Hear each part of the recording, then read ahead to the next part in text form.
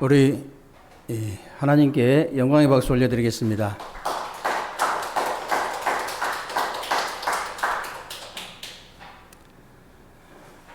오늘도 여러분들이 하나님 앞에서 예배를 최고로 성공하게 되시길 바라고요. 오늘 예배를 통해서 여러분들이 하나님 사랑의 빚진 자의 축복을 실제로 좀 누리는 그런 축복된 예배가 되시기를 주님의 이름으로 축원합니다. 오늘도 특별히 교회에 나오시지 못하고 각 가정에서 온라인으로 예배드리는 우리 렘넌트들과 모든 성도님들에게 동일한 응답과 축복이 임하게 되시기를 주님의 이름으로 축복합니다. 복음 가진 여러분들은 다 아시겠습니다마는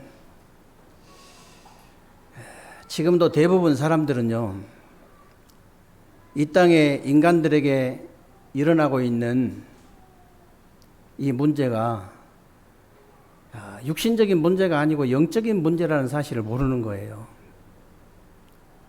사람이 영적인 존재라는 자체를 모르기 때문에 당연히 모를 수밖에 없지만은 그걸 몰라요.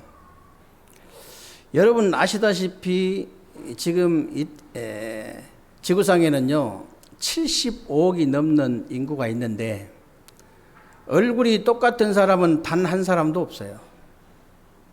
얼굴이 똑같은 사람이 단 한 사람도 없듯이 영적인 문제가 어쩌면 그렇게 다 다른지 다 달라요. 영적 문제 다 다릅니다. 인간은 누구나 영적인 존재이기 때문에 영적인 문제가 다 있죠. 그러나 영적인 문제가 심각한 사람들의 특징이 있어요. 특징이. 어려서부터 어떤 특별한 일을 통해서 어떤 상처를 통해서 이렇게 굉장한 원한이 생기고 또 미움도 생기고 원망이 생기고 이래가지고요 눈에 보이지 않는 이 사탄의 세력이 공격을 하는 거예요. 그 통로가 돼요. 그래가지고 영적인 병이 온 거예요. 그걸 보고 우리가 영적인 문제다 그러거든요. 여러분들이 원래 우리 창세기 3장이 이제 영적인 문제입니다만은 그 하나님을 떠난 데서 오는 게 영적인 문제예요. 여러분들이 도대체 저 사람이 이해가 안 된다 이런 게 있습니까? 그게 영적인 문제예요. 도저히 기본이나 이 상식이 통하지 않는 거예요. 도저히 이 기본 상식이 통하지 않아. 도저히 이해가 안 돼. 혹시 그런 부분이 있다면요, 그게 바로 영적인 문제입니다. 그 영적인 문제 때문에 정신병도 오는 거거든요. 여러분, 정신적인 문제의 특징이 뭡니까? 정신적인 문제. 물론 우울증, 조울증, 공황증, 이렇게 대인기피, 대인공포 이런 게 다 정신 문제지만 100가지도 넘는데 정신병의 특징이 있어요. 그게 뭐냐면요, 생각이 모자라요. 생각이 저주를 받은 생각을 하고 있어요. 생각 자체가 저주받을 생각을 하고 있어요. 그리고 생각이 틀린 거예요. 망할 생각을 하고 있어. 딱 망할 생각. 틀린 생각, 망할 생각을. 여러분, 마음과 생각이 어디에 있냐면요, 가슴에 있는 게 아닙니다. 여기 뇌에 있어요, 뇌에. 정신 문제가 뇌 문제인데 마음 생각의 문제다 그 말이에요. 아니 그 마음 생각의 문제를 약 먹어갖고 낫겠습니까 여러분? 아니 마음 생각의 문제인데 약을 먹어갖고 낫겠어요? 약을 먹는다고 해가지고 모자란 생각이 훌륭하게 됩니까? 아니 약을 먹는다 해가지고 저주받을 생각이 축복받을 생각으로 바뀌어요? 아니 약을 먹였더니 이게 틀린 생각이 올바른 생각으로 바뀌어져요? 아니 약을 먹였더니 아주 이 망할 생각이 성공할 생각으로 바뀝니까? 그렇지 않아요. 왜 자꾸 영적인 문제를 해결하라고 하냐면은 영적인 부분에 힘을 얻어야 이 부분이 해결되는 거예요. 다른 것으로는 해결할 수 있는 길이 없어요. 여러분 생각해 보세요. 맨날 모자란 생각하고 있으면요. 그게 마음에 담기잖아요. 틀린 생각 계속 해보세요. 여러분이 저주받을 생각 계속 해보세요. 망할 생각 계속 해보세요. 이게 마음에 담겨요. 행동으로 나오게 돼 있습니다. 마음에 담기면은. 그래서 육신적인 문제가 계속 오는 거예요. 육신적인 문제 계속 희한한 문제들이 다 와. 아니 무슨 뭐 이름 모를 병, 뭐 이렇게 불치병, 뭐 이런 병만 오는 게 아니고 희한한 문제들이 와요. 희한한. 도대체 남에게 없는 문제가 다 와.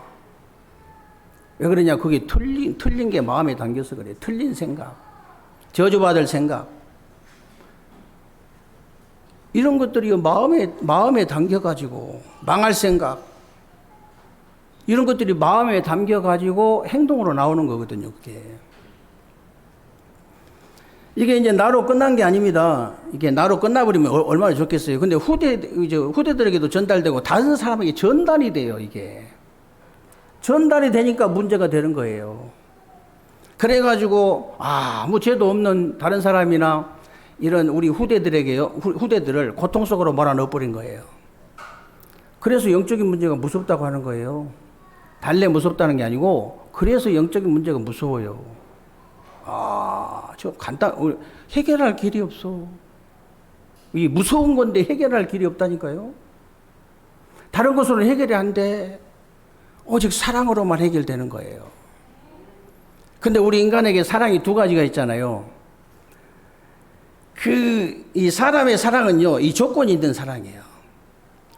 하나님의 사랑은 이제 조건이 없는 사랑인데, 조건이 있는 사람의 사랑 가지고는 이게 치유가 안 돼요. 조건이 있는 사랑이 뭡니까? 부모기 때문에 사랑하는 거죠. 자식이기 때문에 사랑하는 거예요.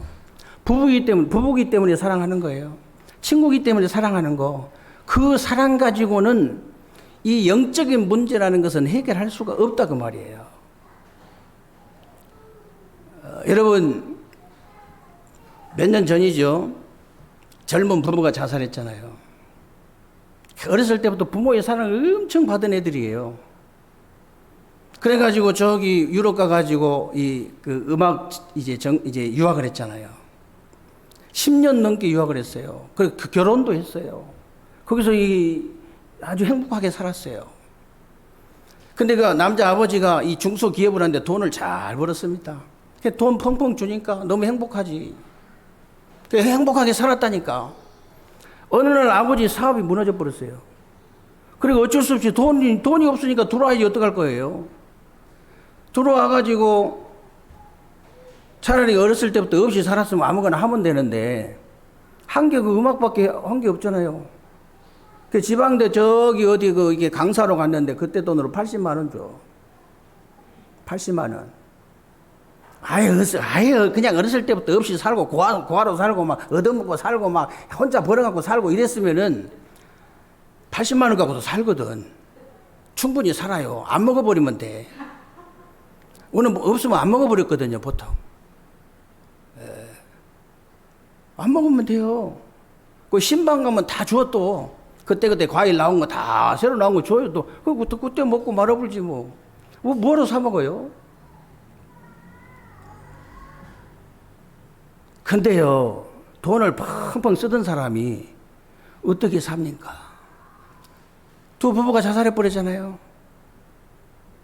부모의 사랑 갖고 영적인 문제가 해결 안 된다 그 말이에요. 아무리 어렸을 때부터 사랑을 많이 받아도 그 영적인 문제는 해결할 수가 없다 그 말이에요.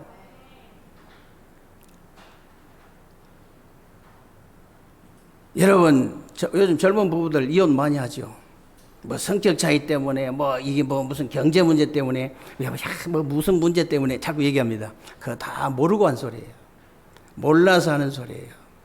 그래서 이혼한 게 아니에요. 아무리 처음에는 좋아가지고 사랑한다고 결혼했겠지. 근데 그 사랑 갖고는 영적 문제 해결할 수 없습니다. 살아보니까 영적 문제 나오거든. 둘 다 같이 나와. 이게 한 사람만 나온 게 아니요. 이게 감당이 안 되거든요. 감당 안 된 정도 도저히 이해를 할 수가 없어, 사람을. 아니, 사람이 일단 이해가 돼야 되잖아요. 이 기본이 통하지 않아. 상식이 통하지 않아. 어떻게 삽니까? 살 수 없어요. 이혼이 정답이라. 그 사람들한테는 이혼이 정답이라. 그 영적인 문제를 모르니까 아무리 부부가 사랑해도 영적 문제는 해결할 수 없어요. 친구 사랑? 친구 사랑으로 영적 문제 해결됩니까? 안 돼요. 부모 사랑도 안 되는데. 그렇게 언니 동생하고 형님 동생하고 그렇게 좋다가요. 또 마음에 안 들면 또 이 새끼 저 새끼 싸워. 저는 누구한테 형이라 소리를 한 번도 안 해봤어요. 왜 그러냐? 금방 형이라고 동생이라고 해놓고 막 싸웠어 그렇게. 그리고 뭐하러 형이라고 그래 그거를? 뭐하러 동생이라고 그래? 저 아는 목사님은 저보다 한 4살 정도 더 먹었는데 진짜 마음이 넓어요. 마음이 넓은데 옛날에, 지금은 그러지 않았는데 계속 형이라 소리를 내가 안 하니까 전화하고 끊을 때마다 아우야 사랑한다 꼭 그렇게 전화를 해요. 그 한 번도 내가 형이라 소리 안 했거든. 근데 지금은 이제 그렇게 안 해. 근데 나한테만 아우야 사랑한다 그런 말 했으면 내가 형이라 했을 거예요. 근데 이 양반은 마음이 넓어가지고 모든 사람한테 그렇게 해요. 모든 사람한테. 모든 여자한테 사랑한다 그러면 사랑 아니잖아 그거는. 그렇잖아요. 저는 교회에서 개인적으로 얘기할 때는 교회에서 절대 친언니라도 언니 동생 하지 마라. 직분을 불러라. 직분이 없으면 성도님이라고 불러라. 성도란 말이 무슨 말인지 아세요? 거기에 집사님이든 권사님이든 장로님이든 이 직분이 얼마나 중요한지 아십니까? 어마어마한 거예요. 어디다 대고 아무데나 막 그냥 교회에서 절대 언니 동생 하지 마. 형님 동생 하지 마세요. 어디 교회 와서 그럽니까? 그 생각이 모자란 거예요. 막 개인적으로 분명히 얘기해요, 내가. 강단에 잘 안 했지만. 왜 그런지 아십니까? 예를 들어서 우리 정주리 선생이 이모가 원장인 어린이집에 가서 교사로 일하잖아요. 그러면 거기 어린이집 가가지고 이모 그러면 되겠어요? 그 생각이 모자란 거지. 그 모자란 건 말도 못해. 어떻게 고쳐줄 수도 없어. 이 똥오줌을 못 가리는 거지. 똥오줌을 못 가리는 거예요, 그게. 공사 구분을 못 하는 거예요, 이게. 절대 그렇게 하면 안 됩니다. 여러분들이요, 언니 사랑이든, 동생 사랑이든, 형님 사랑이든, 아우 사랑이든, 친구 사랑이든, 부모 사랑이든, 부부 사랑이든, 그 인간 조건을 가진 인간적인 사랑을 가지고는 우리 인간의 영적 문제를 절대 해결할 수 없다는 거예요. 조건 없는 하나님의 사랑으로만 해결할 수 있어요. 저도 사랑 많이 받은 사람이거든요. 사랑의 빚을 많이 진 사람이에요, 저도. 저도 부모 사랑 많이 받았어요. 아버님한테 매는 많이 맞았어요, 그 대신. 왜냐하면 팔남이 장남인데 동생들이 잘못해도 때리는데 할 말이 없잖아요. 제가 잘못 맞는 게 아니고 동생들이 잘못했는데 일바따로 제가 맞아 항상. 그 잘못한 놈은 더 때려야 되는데 덜 때려요 또. 형이 잘못해서 말하자면 만든 것이다. 형이 잘못해서 그런 거라는 거예요. 동생이 잘못한 것은. 어느 정도 그게 각인됐냐면요. 제가 이렇게 22살 땐가 3살 땐가 결혼 생각도 안 할 때잖아요. 22살 때, 3살 때. 근데 한번 명절에 갔는데요. 제 무릎 아버님 앞에는 항상 무릎을 꿇잖아요, 제가. 무릎 딱 꿇고 이제 앉았는데, 아버님 부르니까 가서 이제 무릎 딱 꿇고 앉았는데, 누구하고 결혼을 하라는 거예요. 날짜 잡고 가라는 거예요. 이제 한 동네 후배인데, 한 3년 후배인가? 근데, 그 후배가요, 우리 집에 와서 일을 한 6개월 동안 하는 거, 1년이면. 그러니까 아버지하고 정이 들어버렸어요. 어머니 아버지하고. 한 6개월 동안 일을 하니까 생각해보세요. 같이 일하다 보면 정들지. 아무리 키가 작고 그래도 좀 키가 작거든. 그리고 23살인데 어떻게 합니까 제가. 대답을 안 하니까 싸대기를 때리시더라고 아버님이. 싸대기를 때려요. 근데 내가 여기서 반항을 하면은 내가 어느 정도 각인되냐면 내 동생 7명이 아버지한테 반항을 할 것이다. 그 반항을 하면 안 된다고 무릎 꿇고 2시간 동안인가 앉아 있었다니까요. 2시간 동안인가.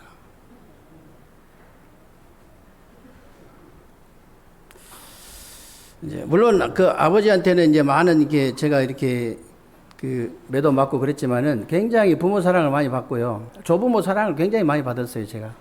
그리고 이제 저도 결혼도 했으니까 서로 좋아서 사랑해서 결혼했으니까 또 사랑 받았을 거 아니에요. 그리고 여러 우리 성도님들 사랑을 얼마나 받습니까, 제가. 많이 받잖아요. 그리고 저는요, 국가 사랑도 진짜 많이 받은 사람이에요. 왜 그러냐? 엊그저께 제가 누가 보원에서 식사하자고 해가지고 보원 밥을 먹고 그 서원 계곡이라는 데를 갔어요. 제가 같이 갔어요. 이야 진짜 얼마나 내 산이나 이 천이 아름다운지 또 입에서 나오는 거예요. 이야 우리나라처럼 산천이 이렇게 아름다운 데가 없다. 그래갖고 그 뒷말을 제가 꼭 참았습니다. 왜 그러냐면 또 나온다 싶어가 또 나온다. 아니 이제 뭐 이게 목사님들이 아니기 때문에 또 이제 지적은 못하겠지만 목사님들하고 어디 가기만 하면 제가 나오면 또 나온다. 아이고 애국자 났네. 꼭 그렇게 얘기를 해요. 그래가지고 제가 나오면 계속 나오니까 막 우리나라 자랑 계속 아닌가. 너만 한국 사람이지? 당신만 한국 사람이지? 막 이렇게 막 놀려요 저를. 저는 국가 사랑을 진짜 많이 받은 사람이거든요. 특별하게 막 이렇게 여러분보다 막 특별하게 받은 건 없지만 진짜 나는 많이 받았다고 생각하거든요. 그것 가지고 제 영적 문제가 해결이 안 되더라고 말이에요. 부모의 사랑, 조부모의 사랑, 이게 뭐 이렇게 부부의 사랑, 친구의 사랑. 어렸을 때 자라면서 친구의 사랑도 많이 받았어요. 제가 친구들 사랑도 안 받은 게 아니에요. 너 없으면 못 살겠다고 하는 친구도 있었다니까. 남자친구. 끝까지 우리 같이 가자면서 막 끝까지 같이 사업도 하고 그러자고 그런 친구도 있었어요. 그런 사랑 갖고 국가의 사랑 가지고는 이 영적인 문제가 해결이 안 돼. 어느 날 제가 하나님을 알게 됐잖아요. 복음을 깨닫게 됐잖아요. 하나님의 사랑으로만, 그리스도의 사랑으로만, 오직 복음의 사랑으로만 다른 것으로는 해결할 길이 없어요. 이 사랑에 빚진 자라야 이 사랑의 빚이 지니까요 내 영적인 문제가 해결돼요.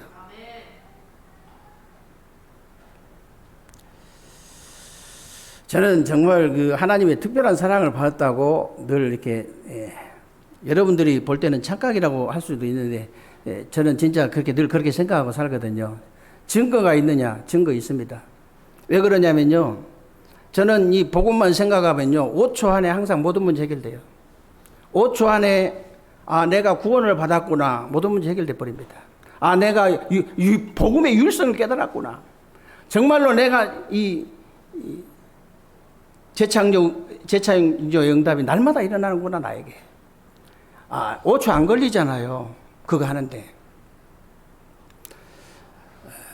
저는 그래서 너무 감사해요. 감사가 저절로 나와. 그게 증거예요. 하나님의 특별한 사랑을 받은 증거. 또 증거가 있는데 오직이 저절로 되어져요.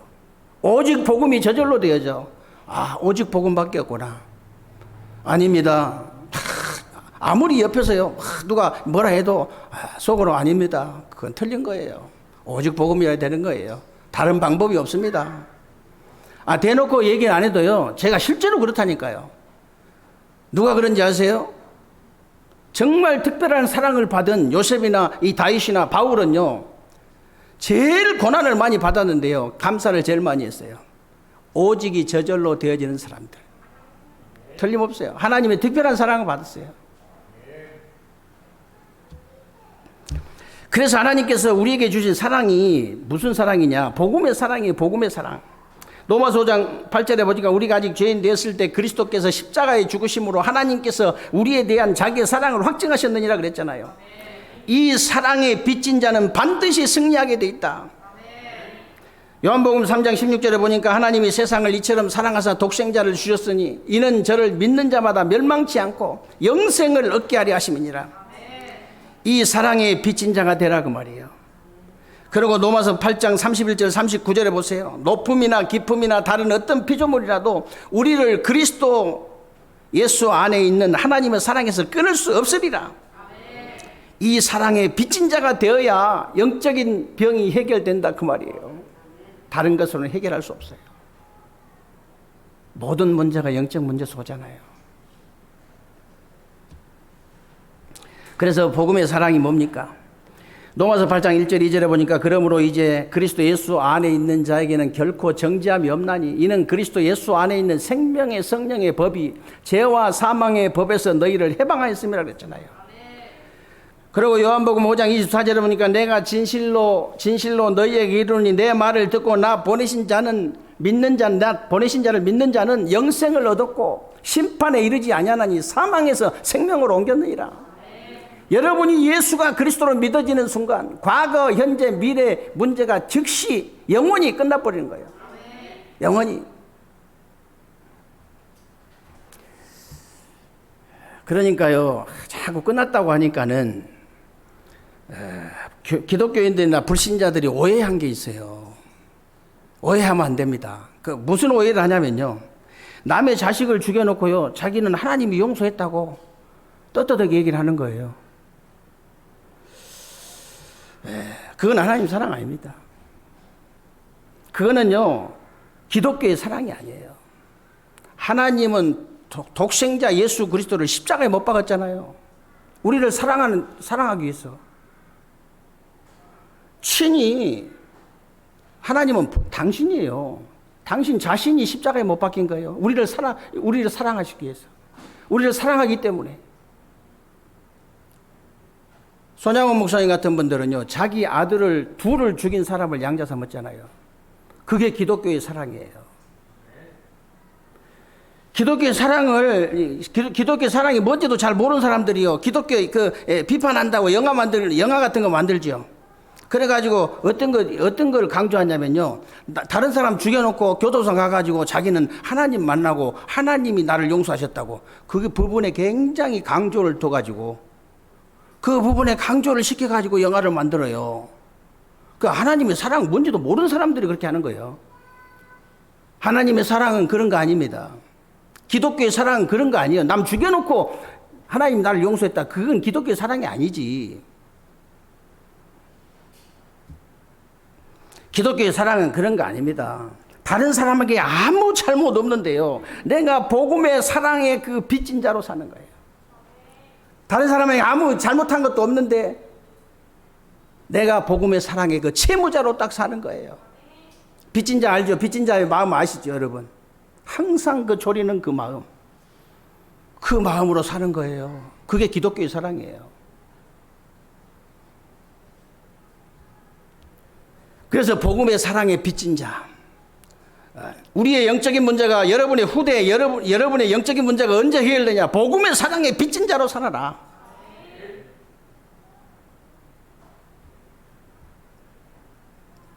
그리고 두 번째는요, 응답의 사랑에 빚진 자가 되어야 됩니다. 저와 여러분이 지금까지 하나님께 받은 응답의 사랑의 빚이 많지만은 앞으로 더 많을 거거든요. 더 많을 거죠.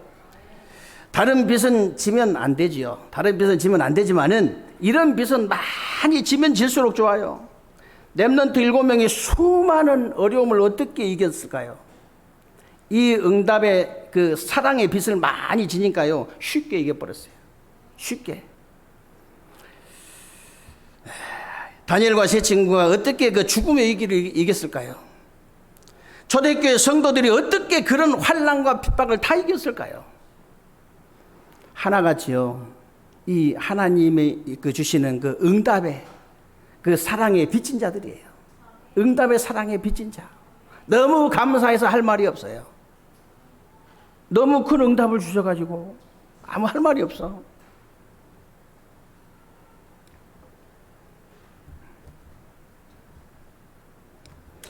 요셉은요, 그래서 하나님의 그 응답의 사랑의 빛을 얼마나 많이 졌던지 옆에 사람이 보고 다 알았잖아요.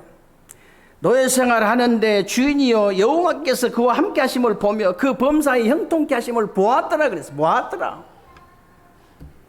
다윗은 목동하면서 이 응답의 사랑에 얼마나 빛이 많이 졌던지 뭐라고 했냐. 여호와는 나의 목자시니 내가 부족함이 없다 그랬습니다. 내가 부족한 게 없다. 여호와 한 분으로 나는 충분하고 완전하고 모든 것이다. 이런 고백이에요. 바울은 더 나아가서 어떤 고백을 했냐. 정말 지금까지 내가 가지고 있었던 것, 이 사랑의 응답의 사랑의 빛이 너무 많이 져가지고 지금까지 내가 가지고 있었던 모든 걸 배설물로 여긴다고 그랬잖아요. 다 배설물로 여겨버린다. 다 버려버리겠다 그 말이에요. 왜? 그리스도를 얻었기 때문에. 대부분 사람들이 바울이 그 배설물로 여긴 거, 돈이나 명예나 권세나 인기나 성공이나 출세, 그런 거 좋아하잖아요. 사람이 같이 일을 해보면 알아요. 일해보면 알죠. 제가 우리 그 전사님하고 권사님하고 장로님하고 이렇게 같이 행정처리 하잖아요. 특히 재정 같이 이렇게 하거든요. 저야 그냥 옆에서 그냥 구경만 하고 그냥 뭐 사인만 하면 되는데요. 다 압니다. 평신도도 목사님이 어떤 사람이라 금방 알아요. 다 알죠. 아, 돈을 너무 좋아하는구나. 아, 뭔 돈을 저렇게 좋아할까? 금방 알아본다니까. 우리 재정 맡던 장로님이 저번에 언제 한번 그런 화내신 거 비슷하게 그냥 화가 나셨나 봐. 화가 나신 것 같아.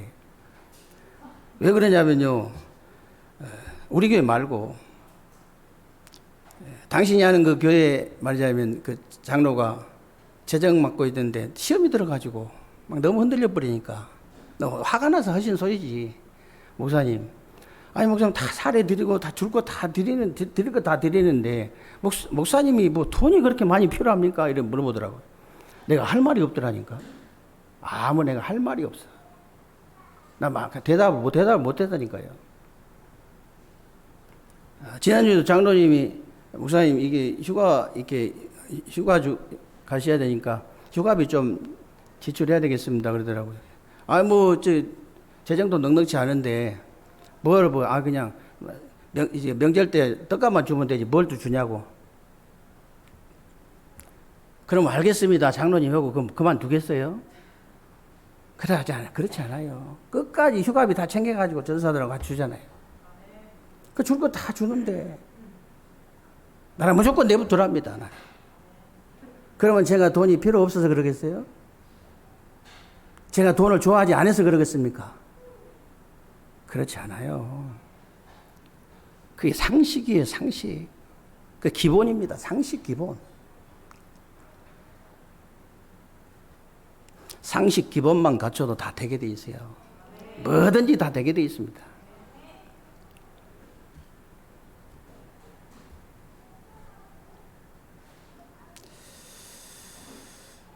그래서요, 여러분들이 우리 그 장로님들이나 권사님들, 집사님들, 성도님들이 세상에 나가서 일하잖아요.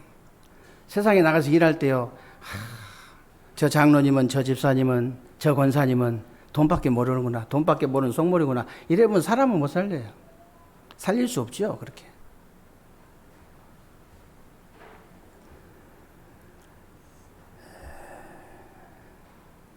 저는 지금 장로님들 나와서 하는 소리 들어보면요. 정치한다고 나와서 하는 소리 들으면 진짜 어째 저렇게 모자란 생각을 하고 있을까. 어떤 장로님이 방송에 나와가지고요. 청와대 밑으로 시줄 날줄로 말하자면 북한이 시줄 날줄로 해가지고 말하자면 60줄씩 말하자면 땅굴을 팔았대. 여의도 의사당 앞 밑에 하고. 이야, 진짜 정신이 왔다 갔다 한다니까요. 아니 어느 정도 과학적이고 정말로 이렇게 데이터를 가지고 아주 그래도 영광급 출신이니까 정보 많이 알잖아요. 알려면 얼마든지 알 수 있잖아요. 그런 정보력을 가지고 좀 납득이 가게끔 얘기를 해야 되잖아요. 이번에 또 나온 장로님은 또 무슨 간사 아니 거기 무슨 공식적으로 쓰는 그 공간에 가서 가족 파티를 하면 됩니까? 그러니까 이 똥오줌을 못 가려버리는 거예요. 똥오줌을 진짜 정신이 왔다 갔다 해요. 정신이 왔다 갔다 해. 진짜 제대로 된 중직자 같으면요, 정말 영적인 게 살아 있잖아요. 얼마나 그 많은 사람 살릴 수 있어요. 진짜로. 좀만 얼마나 좋으면 그런 배경 가지고 조금만 정신 제대로 들어 있으면요, 올바르면요, 엄청난 사람 살릴 수 있어요. 너무너무 안타깝잖아요. 이 생각이 이게 하나 잘못돼 가지고 영적인 문제예요, 그게.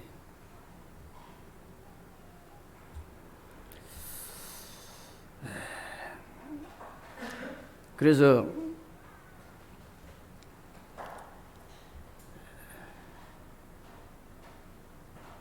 목사는 그러면 모자란 사람 뭐냐? 목사는 또 모자란 더 많아. 목사는 모자란 사람 더 많습니다. 여러분 그런 그 농담 들어봤죠? 이 천국에 가고 장로님들 천국에 딱 가셨는데, 하나님이 딱 앉으셔가지고 이 장로 왔냐? 그러면서 앉아라. 그리고 양 장로 왔냐? 앉아라. 박 장로 왔어? 앉아. 막 이래 앉아가지고 다 그러시더만은. 목사님이 한번 딱 들어오시니까는 막 벌떡 있나 가가지고 막 손을 잡고 막 너무 반가우니 장로님들이 시험이 들었어. 아니 밖에서 이 세상에서 이 목사님들은 맨날 장로님들한테 대접받고 이렇게 해주고 저렇게 해주고 맨날 대접하고 이래 했는데, 아니 천국에까지 와가지고 하나님 저희 그렇게 하면 되겠냐고 그래 하나님이 따졌어요. 그때 하나님 뭐라고 하시겠어요? 하도 안 오다가 모처럼 하나 와갖고 하도 안 오다가 모처럼 하나 너무 반가워서 그랬다. 목사 믿으면 안 돼요. 하나님 믿어야 돼요. 목사 믿으면 시험 들어요. 하나님 믿어야 돼요.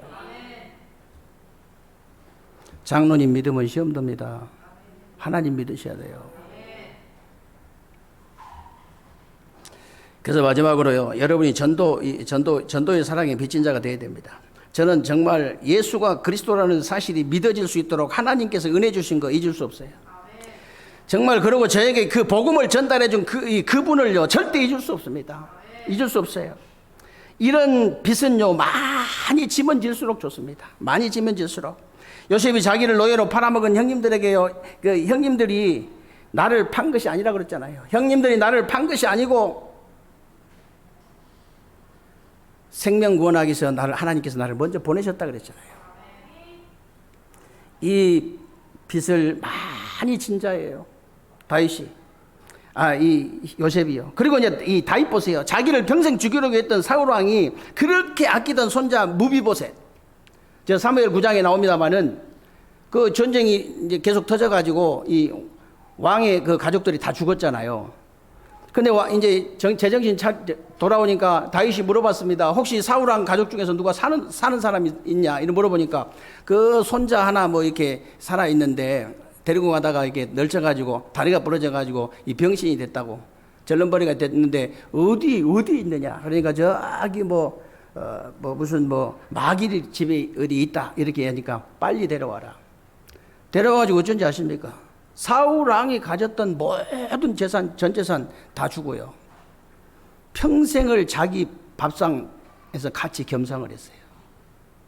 평생을. 왕이 누가 그렇게 겸상한다는 게 얼마나 힘든 일입니까, 여러분? 그런 행동을 어떻게 할 수 있냐? 사랑의 빚진 자, 전도의 사랑의 빚진 자, 복음의 사랑의 빚진 자, 응답의 사랑의 빚진 자. 그래야 그 가능한 거예요. 저도 누구하고 평생 같이 겸상을 못해. 이거 얼마나 힘들겠어요. 저는 그 혼자 먹는 게 좋은데.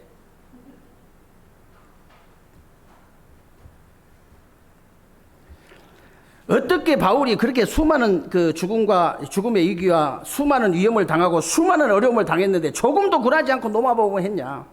전도의 사랑이 빚진 자예요. 어떻게 스데반 집사나 빌립 집사가 평신도 든데도 불구하고 생명을 걸고 이 복음 운동을 끝까지 했느냐? 이 빚을 진 채무자라.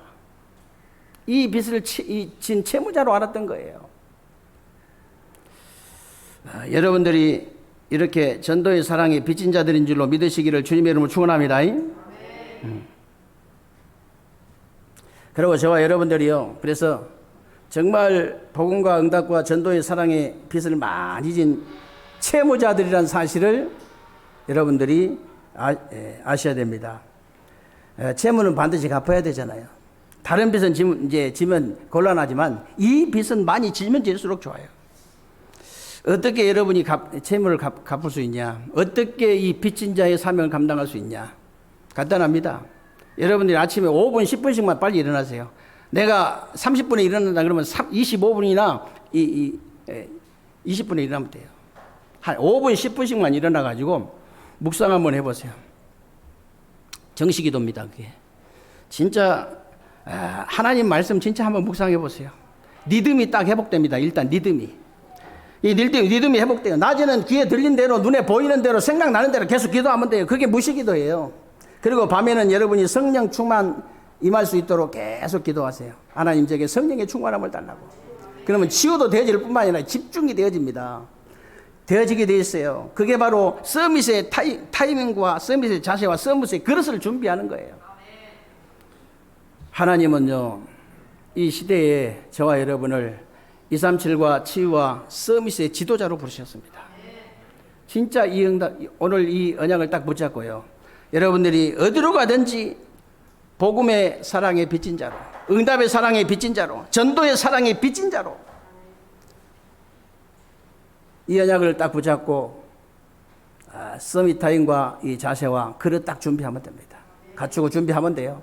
그렇게 해서 237과 치유와 서밋의 지도자의 축복을 반드시 누리는 새로운 주간 되시기를 주님의 이름으로 축원합니다. 살아계신 하나님 감사를 드립니다. 우리 하나님께서 오늘도 귀하고 복된 날 주시고 새로운 주간에 우리 삶 속에 그대로 성취되어질 언약의 말씀 붙잡을 수 있도록 은혜 주신 것을 감사합니다.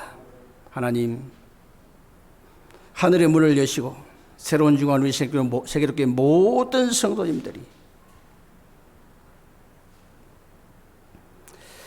정말